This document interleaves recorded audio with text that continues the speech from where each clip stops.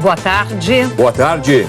Fuga no presídio de segurança máxima da Paraíba. 105 presos saem pelo portão principal da cadeia depois de uma explosão. A defesa do ex-presidente Lula recorre ao STF. E tenta aumentar o prazo de substituição do candidato do PT à presidência. Descaso com a prevenção. Nem metade das meninas tomou a segunda dose da vacina contra o HPV. E entre os meninos, a situação é ainda mais preocupante. A extrema-direita avança na Suécia com discurso contrário aos imigrantes. Estados Unidos. A chegada do furacão Florence provoca transtornos antes mesmo de tocar o solo. A despedida a Mr. Catra, o funkeiro que fez sucesso com um jeito irreverente e controverso. E no Rio morre o cientista político e escritor Hélio Jaguaribe. O Jornal Hoje está começando.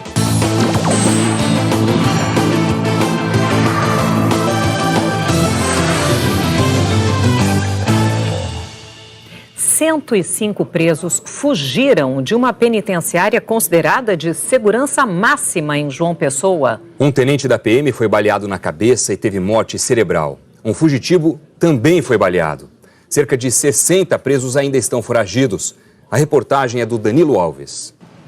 Moradores da região da penitenciária Romeu Gonçalves Abrantes contaram que ouviram vários tiros e um barulho forte de explosão no começo da madrugada. Olá! Segundo a polícia, os criminosos explodiram o portão principal, trocaram tiros com PMs e agentes penitenciários e conseguiram entrar no presídio. A invasão aconteceu pouco depois da meia-noite. Segundo a polícia, cerca de 20 criminosos armados chegaram atirando nas guaritas e no alojamento dos agentes penitenciários. A quantidade de armas dos criminosos assustou até os policiais. Não entrava não, era entrar aí e morrer, porque os caras todos de ponto 50 fuzis, já levando. Numa ação simultânea, um grupo de criminosos fechou uma rodovia estadual. O tenente da PM, Erivaldo Moneta, foi baleado na cabeça e levado para o Hospital de Emergência e Trauma de João Pessoa. Segundo o boletim médico, a morte cerebral do tenente de 36 anos foi confirmada no início da tarde. A Polícia Civil acredita que o objetivo dos bandidos era retirar da cadeia 4 homens que foram presos no mês passado na região metropolitana de João Pessoa. Eles são acusados de integrar uma quadrilha especializada em ataques a banco e carros forte, que agia em vários estados do país. A penitenciária, que é considerada de segurança máxima, tem capacidade para 660 presos e atualmente tinha cerca de 680. Dos 105 que conseguiram escapar, foram recapturados mais de 40 até o meio da manhã. 3 fugitivos estavam escondidos dentro de um mercadinho. Estavam os três toda vez escondidos na pia, ou em casa de refrigerante. A ação de chamar a polícia para resolver imediato para não acontecer alguma coisa com a família e até com ele. A polícia continua fazendo buscas atrás dos fugitivos. Por causa da fuga, foram suspensas as aulas em algumas escolas municipais de João Pessoa e num campus da Universidade Federal da Paraíba.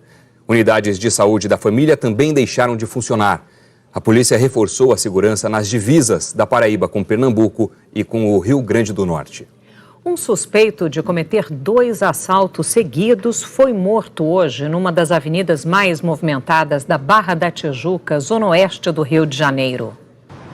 Segundo testemunhas, o suspeito assaltou 2 quiosques. No segundo, roubou celulares e dinheiro de um grupo de pessoas sem saber que eram policiais civis.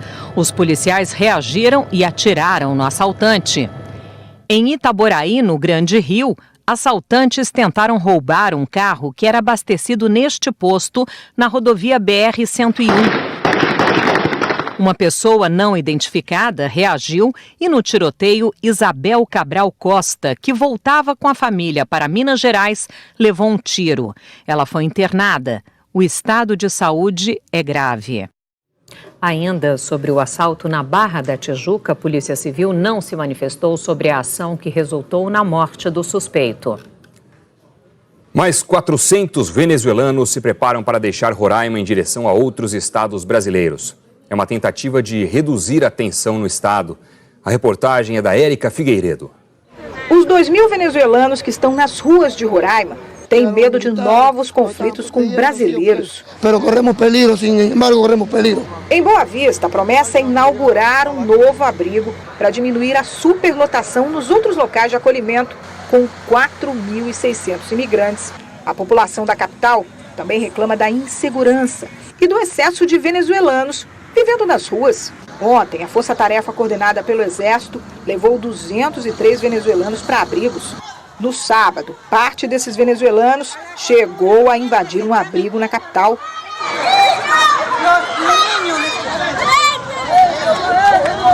A preocupação cresceu tanto que 180 imigrantes decidiram voltar para casa. O clima tenso começou na quinta-feira, quando um brasileiro foi assassinado.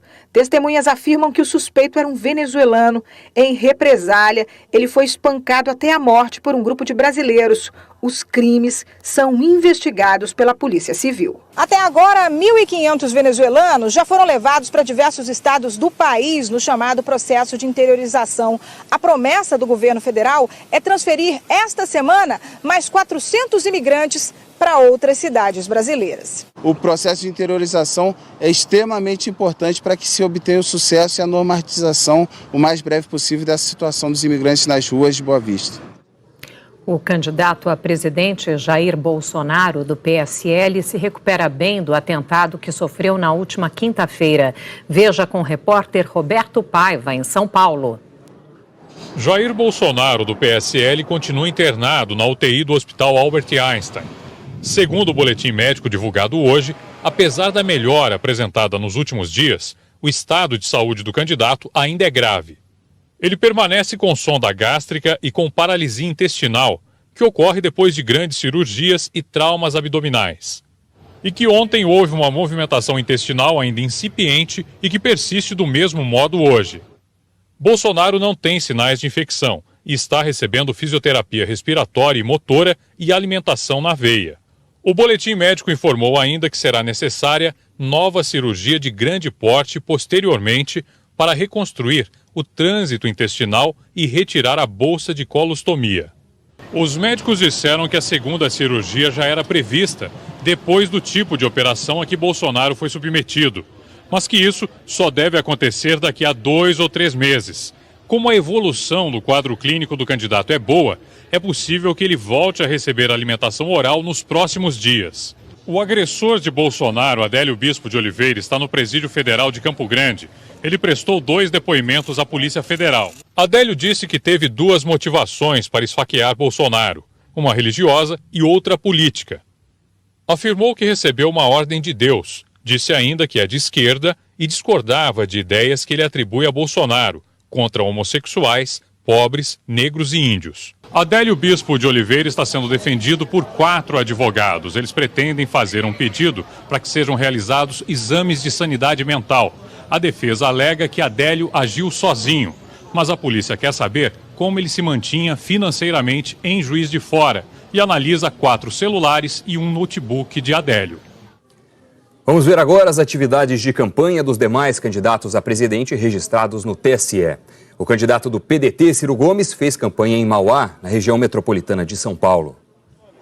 O candidato do PDT caminhou na Praça 22 de Novembro, no centro de Mauá, ao lado de aliados e candidatos do partido. Ciro Gomes cumprimentou eleitores, subiu num carro de som e fez um pequeno discurso. Questionado sobre as dívidas de estados e municípios, Ciro Gomes explicou o que pretende fazer para mudar essa situação. O Brasil precisa redesenhar aquilo que se chama Pacto Federativo. Hoje, 17 dos 27 estados brasileiros estão quebrados. Eu tenho uma proposta de reestruturar isso. Vou começar pelo Rio Grande do Sul, Rio de Janeiro e Minas Gerais, porque são os 3 estados em situação mais crítica. Tenho concretas propostas para isso. Chama-se swap do endividamento, reestruturação do passivo privado. E os municípios, mais de 60% deles estão também além do limite prudencial da Lei de Responsabilidade Fiscal, ou seja, falidos, já com prejuízo grave.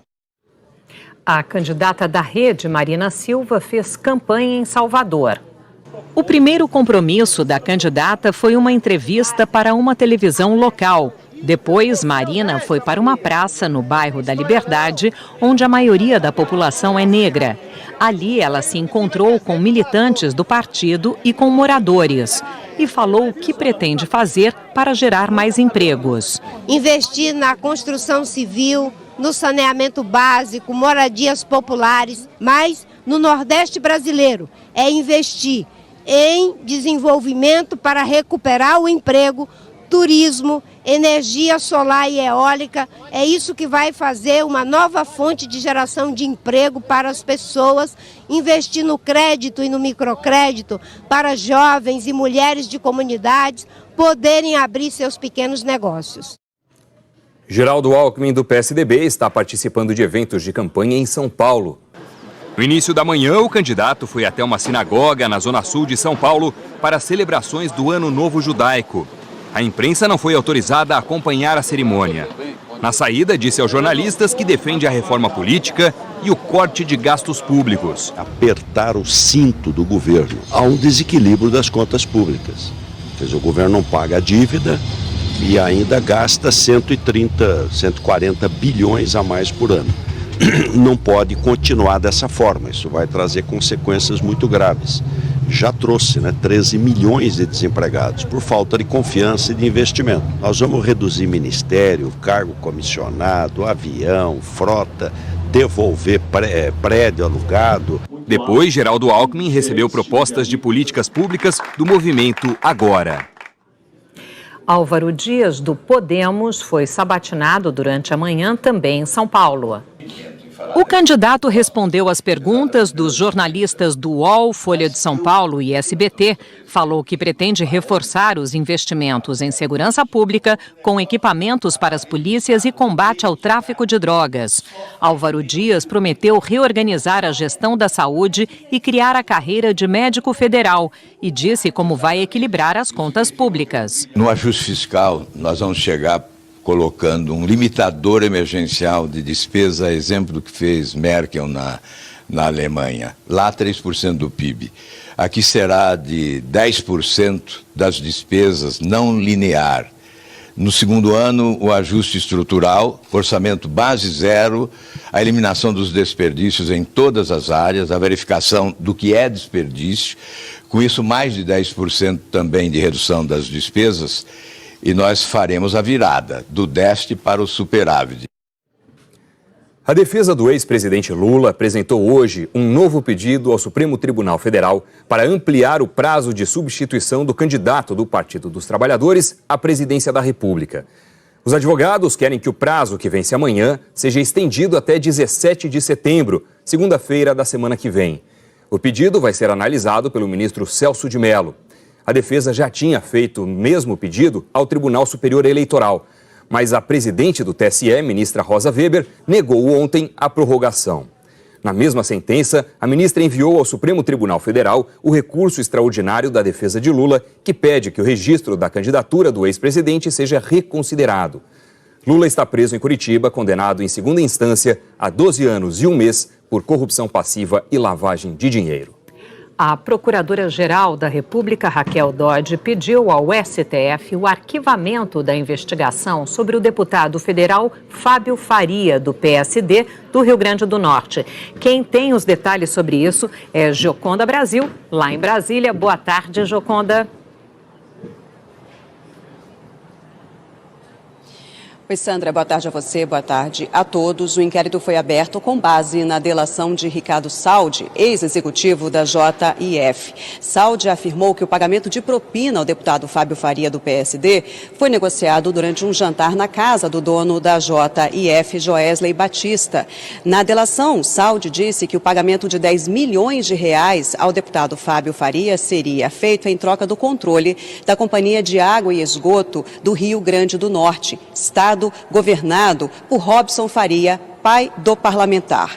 A Procuradoria-Geral da República pediu o arquivamento do inquérito porque disse não ter encontrado prova das suspeitas de corrupção passiva e de Caixa 2 contra o parlamentar. No caso do governador Robson Faria, a PGR afirma que há indícios da prática de Caixa 2, pediu que as apurações fossem remetidas para a Justiça Federal do Estado do Rio Grande do Norte. A decisão é da relatora do caso no Supremo Tribunal Federal, ministra Rosa Weber. Sandra. Ok, Joconda. E o deputado Fábio Faria disse por nota que sempre acreditou que a verdade dos fatos seria totalmente reestabelecida pela Justiça. Nós não tivemos retorno da assessoria do governador Robson Faria. Que Brasil você quer para o futuro? A primeira mensagem de hoje é da Roberta de Brunópolis, Santa Catarina. Sou Roberta Fontana Devenec, de Brunópolis, Santa Catarina. O Brasil que eu quero é um Brasil justo, que tenha alunos dedicados e estudiosos, para que possamos mudá-lo para melhor. Meu nome é Luciano Dantas, estou falando aqui do Monte do Galo, em Carnaúba dos Dantas, no Rio Grande do Norte. Eu quero para o meu Brasil mais união entre as pessoas, respeito ao próximo, um país sem esses políticos corruptos.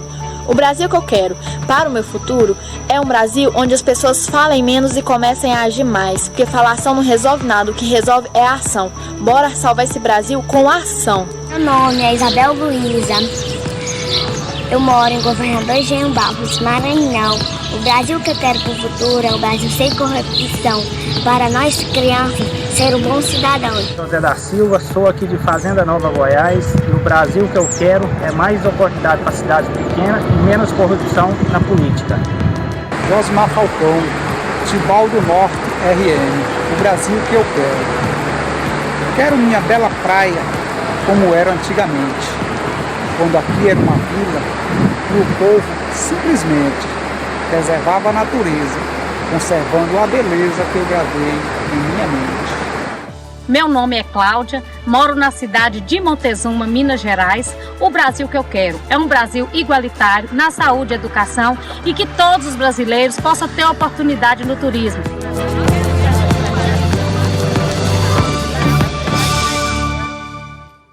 Ô Sandra, o Elton pede atenção, oportunidade para as pequenas cidades. No Brasil, 68% dos municípios são como Fazenda Nova em Goiás, de onde ele fala. Municípios com menos de 20 mil habitantes. E os pequenos municípios, né, são muitos, são 3.810, é bastante, mas a população nesses pequenos municípios é pequena, de 15% dos brasileiros, né? Olha, os vídeos que já foram ao ar estão no Globoplay, no nosso site também no g1.com.br/Brasil que eu quero, tudo junto. Manda o seu vídeo. A ex-presidente do Chile, Michelle Bachelet, é a nova alta comissária da ONU para os Direitos Humanos. No primeiro discurso no cargo, ela alertou sobre diversas crises ao redor do mundo, inclusive em países ricos. Bachelet disse que pretende mandar equipes à Áustria e à Itália para investigar atos de violência e racismo contra imigrantes. Ela também alertou para o perigo da xenofobia na Alemanha e falou das crianças imigrantes que continuam separadas dos pais nos Estados Unidos. Bachelet sugeriu a criação de um novo organismo para recolher provas dos crimes cometidos contra a minoria muçulmana Rohingya em Myanmar. E disse também que está preocupada com as operações militares do governo sírio em Idlib, onde vivem 3 milhões de civis. A reação aos imigrantes na Europa repercutiu também nas eleições parlamentares de ontem na Suécia. Um partido de extrema-direita anti-imigração pode ser o fiel da balança na formação do novo governo. Vamos ver na reportagem da correspondente Ilse Scamparini. Num dos países socialmente mais perfeitos do mundo, a Suécia, pela primeira vez se abre um período de instabilidade política sem precedentes, depois de uma eleição sem um vitorioso. Ontem, ninguém conseguiu maioria nas urnas. O Partido Social Democrático, o mais votado, o primeiro no país desde 1917, teve o pior resultado da sua história. Ele representa o atual primeiro-ministro de centro-esquerda e ganhou quase 29% dos votos. Junto com os verdes, chegou a 40%, praticamente empatado com a coalizão de centro-direita. Mas a extrema-direita se destacou e como? O movimento anti-imigração, ironicamente chamado de Partido dos Democratas Suecos, subiu no conceito dos eleitores. Alcançou quase 18% dos votos e ganhou mais 13 cadeiras no parlamento. Como na Itália e na Alemanha, a imigração foi um dos temas principais da campanha sueca e os eleitores deram apoio aos partidos anti-imigrantes. Agora começa a batalha para se formar um governo, já que o país usa o sistema proporcional. 2 cenários são possíveis: uma grande aliança antirracista ou uma aliança de direita anti-imigrante. Resultado das crises financeira e de imigração, o populismo cresce na Europa. Na Alemanha, o partido de extrema-direita entrou no parlamento no ano passado com quase 12% dos votos. Na Itália, os populistas chegaram ao governo há 4 meses. O ministro do Interior, Matteo Salvini, já declarou que vai propor uma aliança europeia com a extrema-direita da Suécia. O furacão Florence, de categoria 4, que deve chegar à costa leste americana esta semana, já está provocando transtornos antes mesmo de tocar o solo. E ele continua ganhando força, como mostra o correspondente Tiago Eltz. Os americanos acompanham com apreensão os alertas meteorológicos, enquanto as animações projetam o caminho que o furacão Florence pode fazer. E a previsão é que ele toque o solo entre os estados da Carolina do Norte e do Sul, que já estão em situação de emergência. Esperamos o melhor, mas nos preparamos para o pior, disse o prefeito de Charleston, na Carolina do Sul. A população está estocando comida, gasolina e comprando madeira para bloquear portas e janelas e até geradores de energia. A prefeitura de Charleston está distribuindo sacos de areia para os moradores prepararem barricadas contra as inundações. Esse pode ser o primeiro furacão a tocar a costa leste dos Estados Unidos esse ano. Exatamente 1 ano atrás, o furacão Irma devastava parte da costa sul, deixando as ilhas de Florida Keys destruídas e causando um prejuízo de 50 bilhões. O país ainda não se recuperou totalmente e agora o Florence se move lentamente no Atlântico em direção à costa leste. O Florence era uma tempestade tropical que foi ganhando força durante o final de semana e virou um furacão categoria 1. A previsão dos meteorologistas era de que ele atingisse a categoria 4 numa escala que vai só até 5 na quinta-feira, quando ele deve tocar o solo aqui nos Estados Unidos. Mas o Florence ganhou força mais rápido do que se esperava. Agora ele se move pelo Atlântico com ventos de até 195 km por hora. Navios de cruzeiro que passariam pela costa nos próximos dias estão sendo desviados. Esse levava turistas da Noruega para as paradisíacas e ensolaradas Ilhas Bermudas, mas parou na costa do Canadá. A turista disse que o lugar é lindo, mas que está desapontada porque queria tempo quente. Assustador, né? Bom, a gente vai falar da previsão do tempo aqui no Brasil, que por enquanto não tem esse tipo de furacão. Eliana Marques, boa tarde para você. O que nos conta? Boa tarde para vocês também, boa tarde a todos. Bom, começo aí, né? A gente está praticamente 2 semanas do fim do inverno, mas do ponto de vista meteorológico ele já acabou. Os meses mais frios do ano aqui no Brasil são junho, julho e agosto. No calendário, o inverno só termina em 22 de setembro, quando começa a primavera, porque isso tem a ver com a data astronômica, ou seja, com a órbita e a inclinação da Terra. Quando a Terra estiver aqui, olha, nesse ponto será o momento exato em que os 2 hemisférios vão receber a mesma quantidade de luz solar. Aí temos o dia em que começa a primavera aqui no hemisfério sul.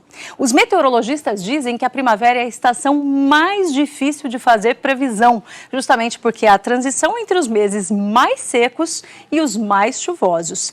Isso justifica termos, por exemplo, uma onda de frio em plena primavera, seguida de calor e temporais típicos de verão poucos dias depois. Hoje, por exemplo, pancadas de chuva aí desse tipo podem atingir aqui, olha, o oeste e o norte de Mato Grosso. Previsão de chuva também em grande parte da região norte até o litoral do Maranhão, entre as praias do Rio Grande do Norte e do Rio de Janeiro e também de Florianópolis até o litoral norte do Rio Grande do Sul. E como ficam as temperaturas, Eli? Bom, a gente está com tempo firme aqui, né, em grande parte do Brasil, então temos calor em praticamente todo o país. E mesmo onde chove, é pouca chuva, com exceção de Roraima e do Amapá. Em Macapá, o dia começou com muitas ruas alagadas. Choveu 5 vezes, o que seria normal para o mês todo, de ontem à noite para cá. Agora, no entorno de Palmas, o problema é o tempo seco, que favorece os incêndios na Serra do Lajeado. Máximas hoje de 40 graus em Cuiabá, que já atingiu essa marca aqui ontem, 38 em Palmas, 36 em Teresina, 35 em Goiânia e 28 graus em Salvador, com uma chuva passageira à noite. 28 graus também em BH, 27 no Rio, 25 em São Paulo, 23 em Porto Alegre e Curitiba com 21 graus. Eli, o que esperar dessa semana, hein? Olha, pode voltar a chover aqui em São Paulo, também no Rio de Janeiro, na metade sul de Minas, isso mais lá para o fim da semana. Previsão de chuva em todas essas áreas em azul aqui no mapa ao longo dos próximos dias. Amanhã a chuva mais pesada é esperada entre Floripa e as serras gaúcha e catarinense e podemos ter rajadas de vento entre a região sul e o litoral de São Paulo e do Rio de Janeiro. Sandra e Doni. Ok, obrigada. Até amanhã. Até amanhã.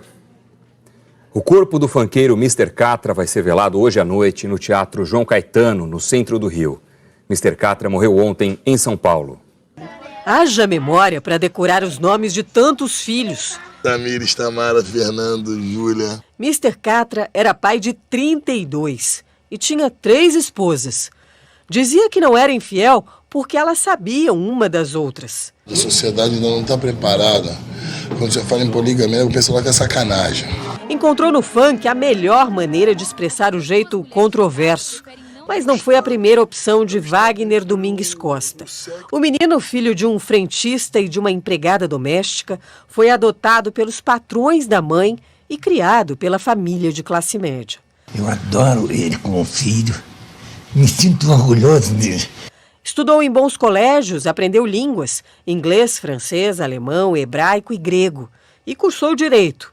Nunca exerceu a profissão. Decidiu defender suas causas por meio da música. Mr. Catra carregava sua origem no nome artístico. Catra é uma referência a essa região aqui onde ele nasceu. A comunidade do Catrambi, perto do Morro do Borel, na Tijuca, zona norte do Rio. A carreira artística começou numa banda de rock and roll, como guitarrista. Mas foi o funk que projetou a voz rouca para todo o país. O grande sucesso veio no início dos anos 2000 com a música Adultério.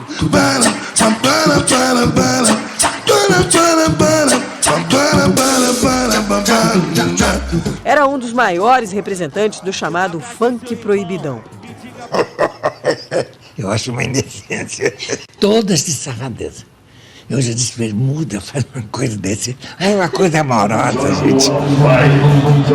E a voz grave do Morro ecoou além do funk. Mr. Catra fez parcerias com artistas de outros gêneros musicais, como Marcelo D2, Arlindo Cruz.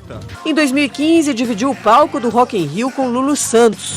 Eu não sei viver, o papai chegou. O vozeirão, a risada inconfundível, se calaram na tarde deste domingo. Mr. Catra morreu aos 49 anos de falência de múltiplos órgãos. No início do ano passado, ele descobriu um câncer no estômago. O registro do último Dia dos Pais foi no quarto do Hospital do Coração, ao lado da família, em São Paulo, onde fazia o tratamento. O corpo do cantor chega hoje ao Rio de Janeiro, onde será velado e enterrado. Muito original e portava assim o essencial da vida das periferias brasileiras, principalmente cariocas, mas foi criado na classe média. Uma figura única na cultura brasileira. Vou repetir aqui aquilo que eu sempre disse, independente de hora ou lugar. Sou seu fã. Vá em paz. Sua jornada foi completa. Seu lugar na história e na música do Brasil garantidos. O enterro de Mr. Catra vai ser amanhã, às 10 horas da manhã, no cemitério Jardim da Saudade, no Rio. A seguir, terroristas atacam o prédio do governo central da Somália. O chefão de uma das maiores TVs americanas deixa o cargo depois de denúncias de assédio sexual. E morre o cientista político Hélio Jaguaribe. A gente volta já. Um grupo armado atacou a Companhia Nacional de Petróleo da Líbia, no norte da África. O grupo, formado por 6 pessoas, disparou vários tiros, provocou explosões e fez reféns. As forças do governo líbio, que têm o apoio da ONU, entraram no prédio e houve troca de tiros. Um segurança do prédio disse que 2 reféns morreram e 2 atiradores também. Não há informação sobre o que aconteceu com outros reféns e com os outros atiradores. Nenhum grupo reivindicou a autoria do ataque. Desde a queda do ditador Muammar Gaddafi, em 2011, a Líbia vive um caos, com vários grupos rivais na luta pelo poder. Um cessar-fogo estava em vigor desde a semana passada, depois que conflitos deixaram 61 mortos na capital Trípoli. Terroristas do grupo Al-Shabaab atacaram o prédio do governo local na capital da Somália. 6 pessoas morreram. Os militantes usaram um carro-bomba para fazer o ataque. Uma grande explosão destruiu boa parte da construção e provocou uma nuvem de fumaça. Logo após o atentado, o grupo Al-Shabaab, que é ligado à Al-Qaeda, reivindicou a autoria do atentado. Na semana passada, um outro ataque com carro-bomba destruiu outro escritório do governo, também na capital, Mogadíscio. Leslie Moonves, o diretor executivo da CBS, uma das maiores redes americanas de TV, deixou o cargo ontem à noite por conta de uma série de denúncias de assédio sexual. 12 mulheres o acusam e deram detalhes dos abusos em 2 reportagens publicadas na revista americana New Yorker. Leslie Moonves esteve à frente da CBS por 15 anos. A rede anunciou que está sendo realizada uma investigação independente sobre as denúncias e disse também que vai doar 20 milhões a uma ou mais organizações que apoiam a igualdade entre homens e mulheres nos ambientes de trabalho. O cientista político Hélio Jaguaribe morreu ontem à noite no Rio, aos 95 anos, por falência de múltiplos órgãos. A reportagem é do Paulo Mário Martins. Intelectual, jurista, sociólogo, escritor. Como definir Hélio Jaguaribe? Hélio Jaguaribe é um dos últimos intérpretes do século XX, intérpretes do Brasil, que não se limitaram apenas a interpretar o Brasil, a aprofundá-lo de forma autônoma, mas, sobretudo, a transformar a realidade brasileira. Carioca, ele era considerado um dos principais cientistas políticos do país. Dedicou boa parte da vida a repensar o Brasil. Nada justifica, no plano da soberania, a perda da nossa autonomia, ainda que isso nos custe algum esforço em matéria financeira. O destino do país era uma das principais preocupações dele. Aos 29 anos, participou da fundação do Instituto Brasileiro de Economia, Sociologia e Política. Queria fazer estudos para reformular o entendimento da sociedade brasileira. 4 anos depois, criou o Instituto Superior de Estudos Brasileiros, ligado ao então Ministério da Educação e Cultura. Acabou deixando o país por vontade própria em 1964, depois de condenar publicamente o golpe militar. E começou a dar aulas nas universidades de Harvard, Stanford e no Instituto de Tecnologia de Massachusetts. 5 anos depois, voltou ao Brasil. Aqui, continuou se dedicando à vida acadêmica e também ao Instituto de Estudos Políticos e Sociais. Em meados de 1988, participou da formação do PSDB. Hélio Jaguaribe nunca abandonou a escrita. Publicou 37 livros. Em 2005, foi eleito para a Academia Brasileira de Letras, onde ocupava a cadeira número 11. O corpo de Hélio Jaguaribe vai ser velado na sede da BL aqui no Rio. O enterro está marcado para quarta-feira no mausoléu da Academia, no cemitério São João Batista, em Botafogo, zona sul da cidade. No ano passado, Hélio Jaguaribe foi eternizado no cinema. Virou tema de um documentário com depoimentos de amigos e coube a Fernanda Montenegro dar voz a frases marcantes dele. Do ponto de vista cósmico, a vida e a morte de um homem e as de um inseto são igualmente irrelevantes. O ex-presidente Fernando Henrique Cardoso lamentou em nota a morte de Hélio Jaguaribe. Ele disse que Jaguaribe foi um intelectual independente que muito contribuiu para se entender as raízes da política brasileira. O presidente Michel Temer também divulgou nota. Ele disse que o Brasil perdeu um de seus maiores cientistas políticos. A seguir, alerta com o HPV. Agentes de saúde vão às escolas para aumentar a adesão à campanha de vacinação. A gente mostra já.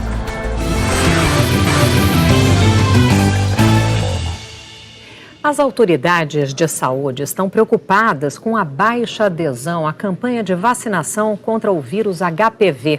Em Minas Gerais, algumas cidades decidiram oferecer a vacina nas escolas. É o que a gente vai ver na reportagem do Carlos Eduardo Alvim, em Betim. A lição aqui foi sobre a importância da prevenção. Os agentes de saúde orientaram os alunos que, para se vacinarem na escola, precisam de autorização dos pais e do cartão de vacinação. Você está se prevenindo e prevenindo outras pessoas de ter essa doença. Em Betim, na região metropolitana de Belo Horizonte, a equipe está indo atrás de quem ainda não se vacinou. O Vinícius, que não tinha tomado a primeira dose, aproveitou a oportunidade na sala de aula. Se não tomar a vacina, você pode acontecer alguma doença e você vai passar mal. Tão importante quanto tomar a primeira dose da vacina contra o HPV é garantir o reforço dela. Em todo o país, segundo o Ministério da Saúde, nem a metade das meninas que têm entre 9 e 14 anos receberam a segunda dose. Os meninos, a situação ainda é pior. Só 13% deles estão protegidos. Por causa da baixa procura, no ano passado, 900 mil doses que estavam para vencer foram repassadas pelo Ministério da Saúde para pessoas que não faziam parte do público-alvo. Esse ano, mais de 20 milhões de crianças e adolescentes devem se vacinar. Essa faixa etária é importante porque muitos ainda não iniciaram a prática sexual.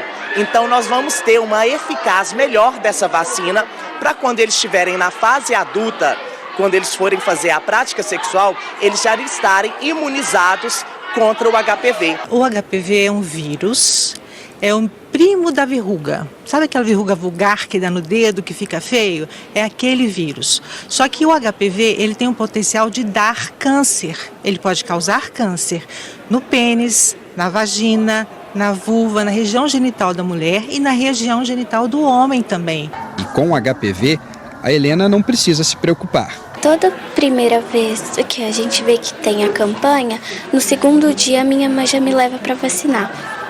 Aí meu cartão sempre está em dia. Então, jovens, procurem a vacina, né? É isso aí. O Jornal hoje termina aqui. Você acompanha outras notícias no Jornal Nacional. Uma ótima tarde para você. Amanhã a gente se vê. Uma boa tarde e até amanhã.